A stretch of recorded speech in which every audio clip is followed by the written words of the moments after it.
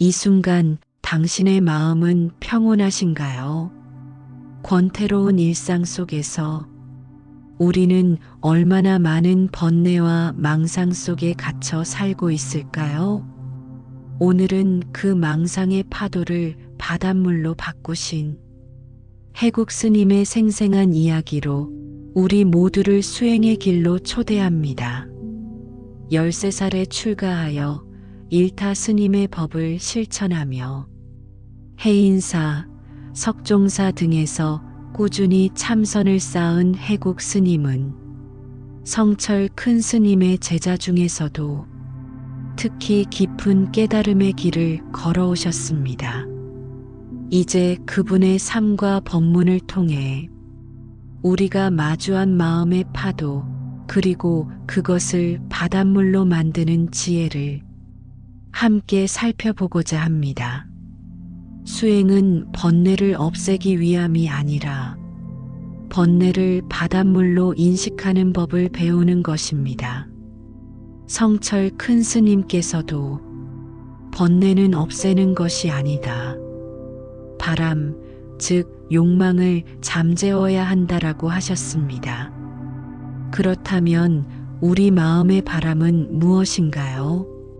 바로 빨리 깨치려는 욕심, 좋은 기분만 추구하는 마음입니다.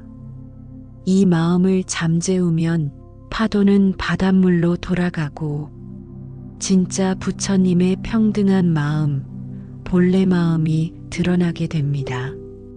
이것이 가나선의 핵심이며 이 깨달음을 몸소 깨친 해국 스님의 지혜가 오늘 여러분께 전해지길 소망합니다. 해국 스님께서는 내 번뇌 망상, 미운 마음, 원망 없애려 들면 수행은 절대 이루어지지 않는다. 오히려 그것을 사랑하고 바닷물로 바꾸는 법을 배워야 한다고 설하셨습니다. 이 가르침은 여러분의 일상에서도 유효합니다. 직장에서 얽힌 갈등 상황에서 가족 간 오해와 다툼이 있을 때, 건강에 대한 불안이나 미래에 대한 걱정이 있을 때, 감정이나 생각을 억누르려 하지 말고, 이것도 나의 일부구나 하고 바라보세요. 그 감정은 내가 만든 소중한 인생의 한 부분입니다. 이러한 태도가 바로 뒤집힌 번뇌가 바닷물로 돌아가는 시작입니다. 지금 여러분 마음에 떠오르는 번뇌가 있다면 댓글로 나눠보세요. 과연 이 번뇌가 나 자신에게 어떤 의미인지 하나씩 살펴보면 관심과 사랑으로 바닷물로 돌아갈 기회가 생깁니다. 우리는 번뇌가 없기를 바랍니다. 슬픔이 사라지길 원하고 걱정과 불안이 떠나가길 바랍니다. 하지만 해국 스님은 말합니다. 번뇌는 없앨 수 있는 게 아닙니다. 오히려 소중히 다뤄야 할 내 일부라고요. 스님은 파도는 번뇌고 바닷물은 본래의 마음이라 했습니다. 파도를 없애면 바닷물도 사라집니다. 파도는 싫지만 바닷물은 남기고 싶다면 우리는 바람을 잠재워야 합니다. 그 바람은 무엇입니까? 욕망입니다. 빨리 깨치고 싶은 조급함, 좋은 감정만 붙잡고 싶어하는 집착, 그것이 바람이고 파도를 일으키는 근본입니다. 이 깨달음은 수행자에게도 쉽지 않았습니다. 해국 스님은 고백합니다. 10만 배 절을 하면서도 처음엔 그것이 단순한 굴신 운동처럼 느껴졌습니다. 하지만 어느 날 한 번의 절이 끝났을 때 스님은 눈을 감고 앉아 깊은 침묵에 잠깁니다. 그 순간 스님은 보았습니다. 절은 내 마음속의 번뇌가 내 안의 부처에게 고개를 숙이는 행위라는 걸. 그제야 스님은 울었습니다. 고통스러웠던 무릎이, 사라지지 않던 잡생각이 모두 나의 일부였다는 걸 알아차렸기 때문입니다. 성철 스님은 말씀하셨습니다. 번뇌망상은 버릴 것이 아니라 그대로 끌어안아야 한다. 그 말씀의 뜻을 그날 스님은 진심으로 체득했습니다. 땅에서 넘어진 자, 땅을 짚고 일어나라. 이 한마디는 성철 스님이 해국 스님에게 주신 가장 강렬한 화두였습니다. 무더운 여름날 공부가 도무지 되지 않아 해국 스님은 마이벌을 향해 올라갑니다. 절절한 마음으로 부처님 앞에 울부짖고 대성통곡까지 했지만 해결되지 않는 답답함만이 남았습니다. 젖은 속옷을 부엌에 벗어두고 헐벗은 채 내려오던 길, 그만 소변관에서 성철 큰 스님과 마주치게 됩니다. 너희들 뭐하는 놈들이야. 우레 같은 목소리에 스님은 그 자리에 주저앉습니다. 그때 성철 스님은 그 유명한 말을 꺼내셨습니다. 땅에서 넘어진 자, 땅을 짚고 일어나야지. 왜 다른데 기대느냐? 해국 스님은 그 말의 뜻을 한참 뒤에야 진심으로 이해합니다. 실패한 자리에서 다시 일어나는 법, 분노한 그 자리에서 분노의 뿌리를 바라보는 법, 그 자리가 곧 도량이며 수행의 출발점이라는 말씀입니다. 해국 스님은 말합니다. 그때 그 한마디가 지금까지 저를 일으켜 세워주는 버팀목이었습니다. 수행은 잘 되는 날보다 잘 안 되는 날이 더 많습니다. 그때마다 우리가 기대야 할 곳은 바로 지금 이 자리입니다. 내 마음의 바닥, 그곳에서 다시 일어나는 것. 그것이 성철 스님이 주신 화두였습니다. 해국 스님이 3000배씩 10만 배 수행을 하게 된 이유는 단순했습니다. 성철 큰 스님의 화두 앞에서 대답을 하지 못했기 때문입니다. 스님은 물었습니다. 안도 아니고 박도 아니고 그 중간도 아닌 것은 무엇이냐?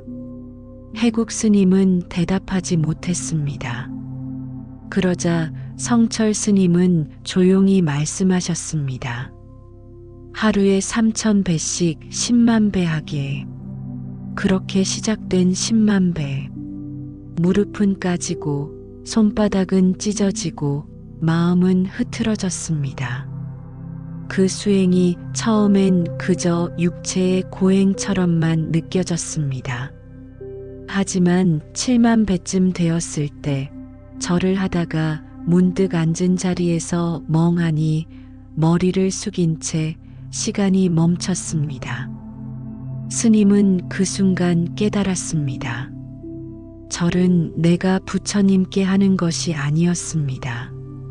내 안의 번뇌망상이 내 본래 부처에게 절을 하는 것이었습니다. 미움, 원망, 어지러운 감정들, 그 모든 것이 나였습니다. 내가 만든 것들이고 내가 안고 가야 할 삶의 일부였습니다. 그 감정들이 부처에게 고개를 숙이고 있다는 사실에 스님은 조용히 눈물을 흘렸습니다. 이게 절이구나. 굴신 운동이 아니라 참된 절이었구나. 그 순간 10만 배의 의미가 달라졌습니다. 하루 3000배씩 하던 몸의 고행은 이제 마음의 절이 되었습니다. 스님은 그때부터 매 절마다 자신의 업장을 하나씩 내려놓는 기도를 올리기 시작했습니다. 그것은 절이 아니라 참회였습니다. 진짜 절의 의미를 알게 된 순간 해국 스님은 성철 스님을 찾아가 이렇게 말했습니다. 스님, 저 오늘부터 절을 새로 하겠습니다. 성철 스님은 그 말을 듣자마자 활짝 웃으셨습니다. 야, 너 뭐 먹고 싶냐? 그렇게까지 기뻐하시는 모습은 처음이었습니다. 스님은 그렇게 새로운 10만 배를 시작합니다. 이제는 무릎의 통증도 땀으로 젖은 승복도 고통이 아니었습니다. 한 절 한 절마다 자신의 미움과 후회를 껴안고 내려놓는 절이었기 때문입니다. 그 절의 끝에는 놀라운 반전이 있었습니다. 해국 스님은 도저히 해서는 안 되는 일을 했다고 고백합니다. 그 마음이 사라질까 두려워 그 밤 몰래 연비를 해버렸습니다. 연비는 자신의 팔뚝에 향불을 지져 봉헌하는 수행 행위를 말합니다. 장경각에서 연비를 한다는 건 엄격히 금지된 일이었습니다. 그럼에도 불구하고 스님은 불길 위에 향을 태우며 그 마음을 불 속에 새겨 넣었습니다. 연비를 알게 된 스님들께 크게 혼이 났지만 그 누구도 그 마음만은 나무랄 수 없었습니다. 성철 스님은 말하셨습니다. 모든 것은 처음에 씨를 만들지 말아야 한다. 하지만 해국 스님의 씨앗은 진심 어린 신심에서 나온 것이었습니다. 이 사건은 많은 스님들에게 알려졌고 그 연비는 금지된 일이었지만 그 마음은 수행자의 본심으로 오래도록 전해졌습니다. 해국 스님은 태백산 도소람에서 2년 7개월 동안 참선과 생식, 고행을 이어갔습니다. 밤을 새워 자선을 하지만 11시만 넘으면 다리가 툭 떨어지고 눈꺼풀은 서서히 감겨버립니다. 한두 번은 다리를 다시 올리고 견뎌보지만 결국은 꼬그라져서 자버리고 맙니다. 매일 반복되는 그 무기력한 싸움에 스님은 어느 순간 유서를 씁니다. 나는 수행에 소질이 없는 것 같다. 화두도 안 되고 참선도 안 되는 나란 존재는 차라리 이쯤에서 생을 마감해야 하지 않겠는가. 하지만 막상 죽으려 하니 죽는 게 무서웠습니다. 그 마음을 안고 도소람 뒤편 선반을 보니 예전에 해인사에서 성철 스님께 받은 철바루가 보였습니다. 철바루는 새로 만든 바루, 즉 스님들이 공양이나 수행 중 사용하는 철그릇입니다. 옛 스님들은 졸음이 올 때 차를 마시며 견뎠다는데 나도 해보자. 그 철바루에 물을 붓고 차를 한 통 다 부어 넣습니다. 그리고 마음을 다잡습니다. 오늘 하루 이 철바루를 올려놓고 단 한 번이라도 졸지 않으면 나는 아직 가능성이 있는 사람이다. 그날 밤 스님은 울면서 앉았습니다. 눈을 감고 깨어 있으려 버텼습니다. 해가 질 무렵 철바루에 들이운 그림자를 보며 그는 그 자리에 앉아 그대로 하루를 보냈습니다. 하루를 견디고 나자 스님은 처음으로 용기를 느꼈습니다. 나는 죽지 않아도 된다. 나는 아직 이 길을 갈 수 있다. 하루를 버텼다는 사실이 스님에게는 살아도 되겠다는 허락처럼 느껴졌습니다. 그 뒤로 졸음이 몰려올 때면 스님은 그 철바루에 차를 끓여 올렸습니다. 그건 단순한 졸음 쫓는 도구가 아니었습니다. 죽고 싶다는 절망을 이겨낸 증표였습니다. 그 용기를 안고 스님은 다시 선방으로 돌아갑니다. 그제야 화두가 귀에 들리기 시작했습니다. 물어도 답을 못하던 질문들에 조금씩 울림이 생겨났습니다. 이제는 깨달음이 목적이 아니었습니다. 그저 살아있다는 것, 이 마음을 다잡고 하루를 정진할 수 있다는 것, 그 자체가 축복이었습니다. 성철 스님께 다시 인사를 올렸을 때 그분은 무심하게 한마디 하셨습니다. 해국이 애는 썼구나. 그 말 한마디에 해국 스님은 고개를 깊이 숙였습니다. 그리고 알았습니다. 스승은 아무 말 없이 다 알고 계셨다는 걸. 제자의 마음이 죽음 앞에서 깨어나는 그 순간까지도 그저 묵묵히 지켜보고 계셨다는 걸. 그 철바루 하나, 그 한 잔의 차, 그날의 그림자, 모두가 수행이었습니다. 스님은 말합니다. 그날 이후 나는 하루하루를 선물처럼 살고 있습니다.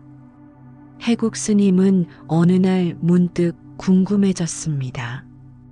성철 큰 스님은 10년 장자불화를 하셨다고 들었는데 그 시간 동안 정말 한 번도 졸지 않으셨을까? 자신은 매일 졸음을 이기기 위해 발버둥 쳤고 심지어 철바루까지 올려놓고 버텨야 했습니다. 그런데 목석처럼 수행하셨다는 성철 스님은 정말로 졸지 않으셨을까? 그 의문을 안고 스님은 용기를 내어 해인사에 계신 성철 스님을 찾아갑니다. 마침 성철 스님은 실황대 앞을 걷고 계셨습니다. 큰 스님, 정말 10년 동안 안 졸으셨습니까? 그러자 성철 스님은 그 특유의 무심한 듯 날카로운 어투로 대답하셨습니다. 야, 이놈아, 내가 목석이냐 안 졸게. 그 한마디에 해국 스님은 갑자기 용기가 솟았습니다. 아, 우리 노장님도 졸았구나. 그제야 마음이 편안해졌고 자신도 계속할 수 있겠다는 자신감이 생겼습니다. 수행이란 완벽함이 아니라 졸아도 다시 앉고 흔들려도 다시 돌아오는 마음이라는 것을 성철 스님의 솔직한 한마디에서 배웠던 순간입니다. 도소람의 혹독한 추위, 뼈까지 시린 자선의 밤. 하지만 스님에게 더 무서운 적은 절망이었습니다. 나는 안 될 수도 있겠다. 나는 중으로 태어났지만 수행자는 아닐 수도 있겠다. 그 의심은 스님을 집어삼키려 했습니다. 하지만 성철 스님의 한마디, 야, 내가 목석이냐?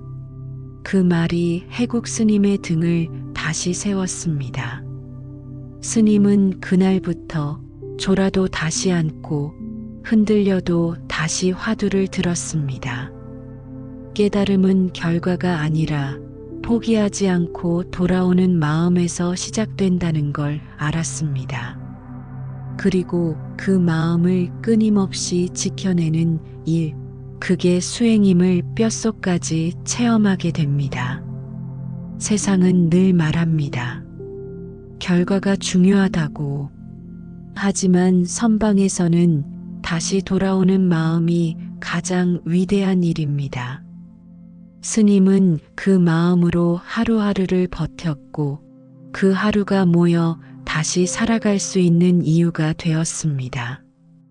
그 마음이 바로 성철 스님이 전하고자 했던 진짜 공부의 자세였습니다. 해국 스님은 화두가 잘 되지 않았습니다. 화두를 잡으면 곧바로 딴 생각이 나고 생각을 멈추려 하면 더 많은 생각들이 밀려왔습니다. 답답한 마음에 스님은 생각합니다. 화두는 결국 집중을 위한 도구일 뿐 아닐까?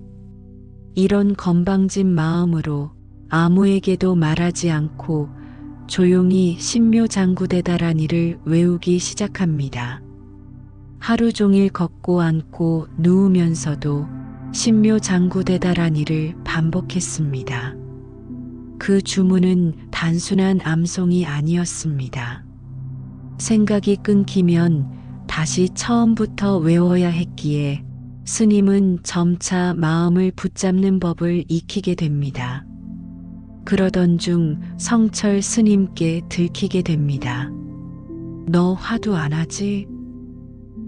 예, 안 합니다. 스님은 솔직히 고백합니다. 화두가 너무 안 돼서 믿음이 가지 않았습니다. 그러자 성철 스님은 조용히 묻습니다. 벼락치는 날 벼락 맞으면서도 화두 놓치지 않을 자신 있나? 그 물음은 칼처럼 날아들었습니다.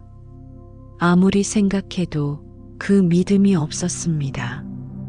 화두는 목숨보다 더 지켜야 할 마음이라는 걸 그제야 스님은 알게 됩니다. 화두가 되지 않던 해국 스님은 대신 법화경에 마음을 붙잡습니다. 읽으면 읽을수록 잠이 달아나고 2시간도 거뜬히 앉아 읽을 수 있었습니다. 스님은 성철 큰 스님께 고백합니다. 스님, 저는 법화경이 그렇게 좋습니다. 공부를 법화학으로 전환해도 되겠습니까? 그 말에 성철 스님은 갑자기 불을 끄고 어둠 속에서 물었습니다. 지금 내가 이 잔을 들고 있는지 보이냐? 안 보입니다. 부엉이 눈은 어둠 속에서도 보인다. 너는 부엉이 눈깔만도 못하냐? 그 말에 스님은 벌벌 떨며 대답합니다. 사람은 빛이 있어야 보지 않습니까? 그때 성철 스님은 말합니다. 눈이 아니라 마음으로 보는 것이다. 그 말 한마디에 스님은 멍해집니다. 눈이 있어도 보지 못하는 이유, 그것이 바로 마음이 닫혀 있기 때문이라는 걸 그때 비로소 느낍니다. 화두도 경전도 결국은 마음을 열기 위한 길. 그걸 가르쳐준 스승의 말씀이 스님의 수행을 다시 바꾸게 됩니다. 성철 스님의 그 말, 눈으로 보는 것이 아니라 마음으로 본다. 그 말은 해국 스님의 내면을 뒤흔든 전환점이었습니다. 그때까지 스님은 깨달음이란 특별한 순간, 대단한 어떤 경험인 줄 알았습니다. 하지만 성철 스님은 늘 말씀하셨습니다. 참 나는 형상이 없다. 모양도 없고 빛도 없다. 그것은 어디에도 없고 동시에 어디에나 있는 것이었습니다. 부처는 멀리 있지 않고 지금 이 마음 안에 있었습니다. 눈으로는 보지 못했지만 마음이 열리니 비로소 보이는 것들. 그제야 스님은 알게 되었습니다. 왜 성철 스님이 그렇게 자주 침묵하셨는지를. 말로 할 수 없는 진실은 말 없는 마음으로만 전해질 수 있기 때문입니다. 그날 이후로 스님은 스승을 뵐 때마다 말을 아꼈고 그저 조용히 합장하고 바라보았습니다. 그 순간마다 스승의 존재에서 흘러나오는 향기를 마음으로 온전히 느끼고자 했습니다. 성철 스님의 생신날이면 해국 스님은 언제나 그 자리를 찾았습니다. 말을 많이 나누지는 않았습니다. 오히려 말이 없을수록 스승과의 거리는 더욱 깊어졌습니다. 하루는 스님이 말했습니다. 내가 젊었을 땐 몰랐던 말씀들이 이제는 마음속에 들어옵니다. 그때 성철 스님은 조용히 웃으며 고개를 끄덕였습니다. 그리고 덧붙였습니다. 말귀를 알아듣는 건 귀가 아니라 가슴으로 듣기 때문이야. 해국 스님은 그 말을 오래도록 품었습니다. 스승의 목소리는 사라졌지만 그 향기는 가슴에 남아 계속 피어나고 있었기 때문입니다. 불법은 귀로 듣는 것이 아닙니다. 가슴으로 느끼고 삶으로 살아내야 진짜 법이 됩니다. 성철 스님의 그 말씀, 지혜와 자비는 두 날개다. 그 가르침처럼 해국 스님도 한 날개로만 날지 않으려 했습니다. 지혜와 자비, 그 두 가지를 함께 실천하는 수행자. 그것이 스님이 되고자 했던 참된 길이었습니다. 해국 스님은 말합니다. 사람들은 복을 바라면서도 어딘가에 죄책감을 함께 품고 살아간다.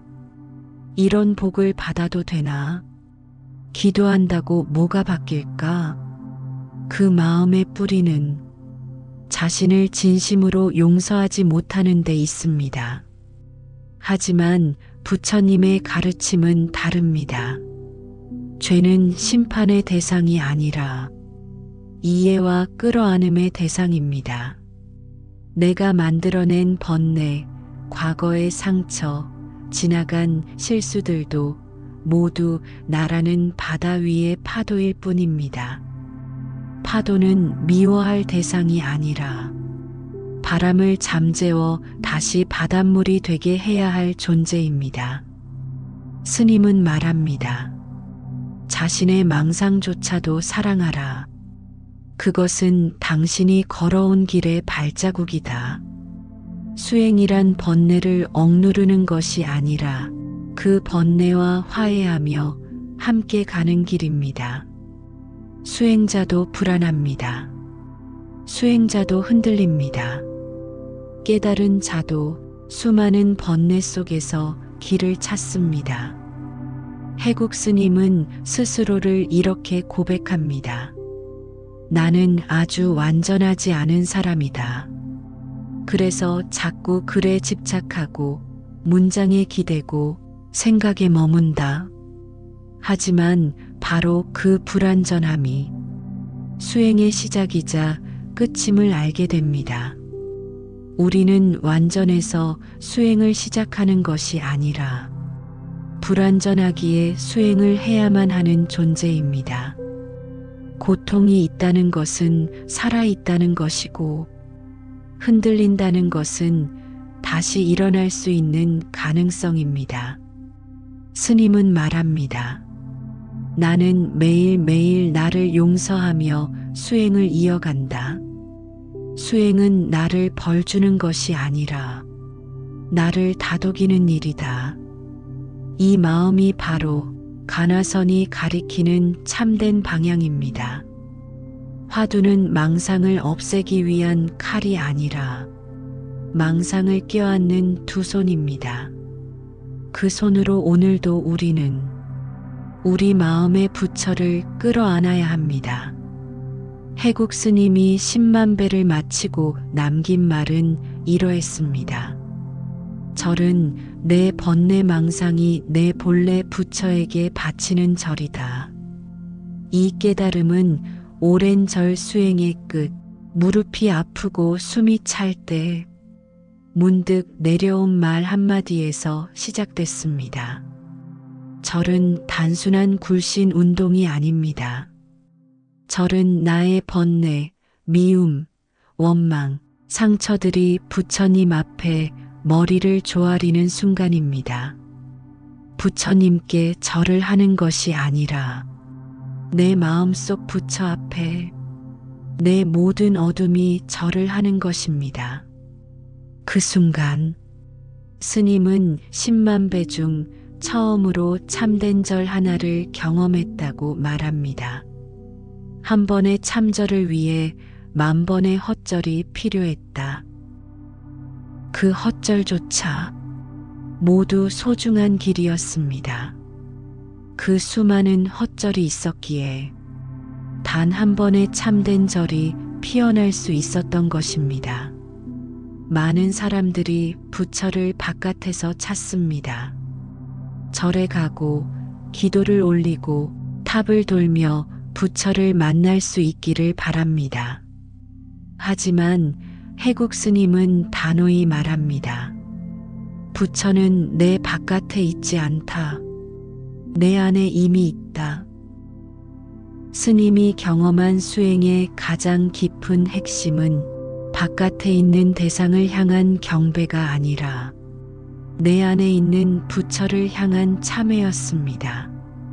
절을 하는 순간 내 마음의 깊은 곳에서 울리는 부끄러움, 후회, 그 감정들이 바로 수행의 시작점이었습니다.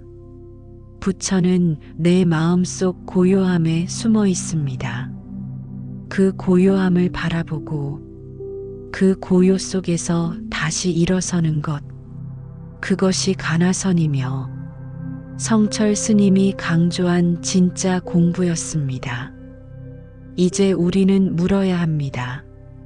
나는 누구에게 절을 하고 있는가? 나는 무엇을 향해 머리를 숙이고 있는가? 그 답은 언제나 내 안에 있습니다. 해국 스님은 지금도 회상합니다. 성철 스님이 마지막으로 자신에게 전한 말씀을, 그것은 긴 법문도 복잡한 경전도 아니었습니다. 그것이 전부였습니다. 수행의 처음부터 끝까지 모든 법문을 다 듣고도 이해하지 못했던 말. 하지만 삶이 깊어지고 수행이 쌓여갈수록 그 말은 점점 더 명확해졌습니다. 그것이 전부였다. 이 말은 욕심을 버리고 수단을 찾지 말고 있는 그대로 지금 이 자리를 살아가라는 뜻이었습니다. 한순간 한순간을 정성으로 살고 진심으로 안고 온전히 절하고 오롯이 숨쉬는 것, 그 모든 것이 수행이라는 가르침이었습니다. 해국 스님은 말합니다. 수행은 내일을 위한 준비가 아니다. 지금 이 순간을 진심으로 살아가는 일이다. 부처가 되는 법은 어렵지 않습니다. 바로 지금 이 순간을 온전히 살아가는 것이 곧 부처입니다.